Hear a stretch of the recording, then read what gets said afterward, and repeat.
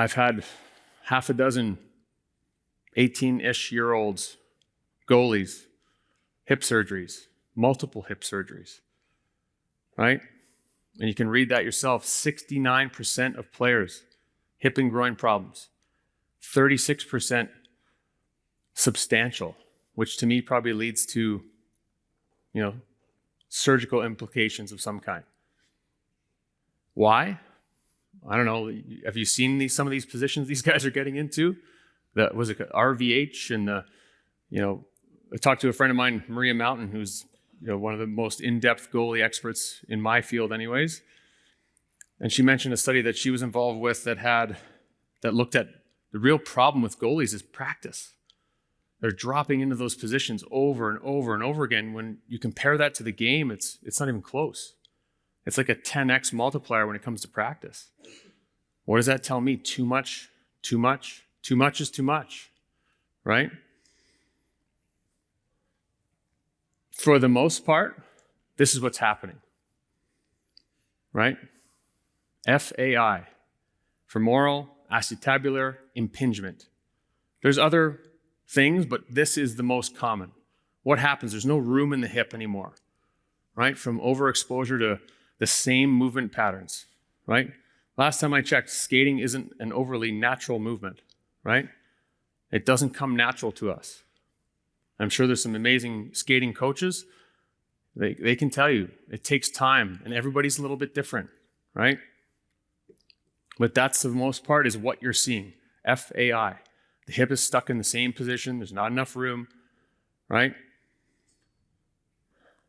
Right? More research. You can look at it. Repetitive joint loading during adolescence, 12 to 14 years old. That's when it starts. That's when it gets amplified, right? Spring hockey, when do you start? Around 10 years old-ish? Hopefully. Hopefully not that. Hopefully you don't start younger, right? I asked this guy if I could put his picture up here. He's done pretty well in hockey. He's a client of mine, obviously now retired. Right? I said, give me a quote. He's like, I don't got any quotes. Then he said this one, 15 years of hockey aged my body at least 30 years. His first hip replacement was at 37 years old. To me, that was insane. Right? We got him ready for it, rehabbed him from it, and then a year later, he got the other one. Right? He just turned 40. He's good. He's healthy, all that good stuff. But to me, that's still kind of crazy. Right?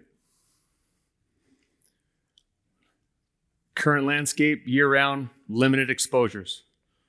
Mini pros, right? They fail to develop resilience. They fail to develop athleticism, right? They don't get to do those things that basketball does for you. Hand-eye coordination, plyometrics, agility, right? They stick with these same patterns over and over again. I had to tie in this one because it's so apparent. This is, I think Bill already spoke here today or over the weekend, but listen to what he says.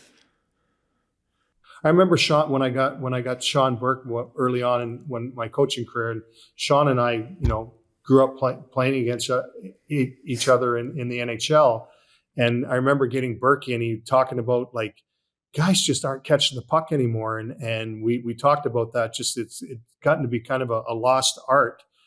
And I think it's because it's become so one-dimensional, 12-month a year that you're playing. Guys got to put the equipment down and get away and play other sports. I mean, I think the two things that two of the sports that I played that really helped me out was number one, baseball, and I played badminton. Badminton for my reflexes, and then baseball for being the ability to be able to move. I was a shortstop, lateral movement, and catching a ball. Pretty great words of wisdom from a guy who I know I watched as a kid is probably one of the most athletic goalies I've ever seen.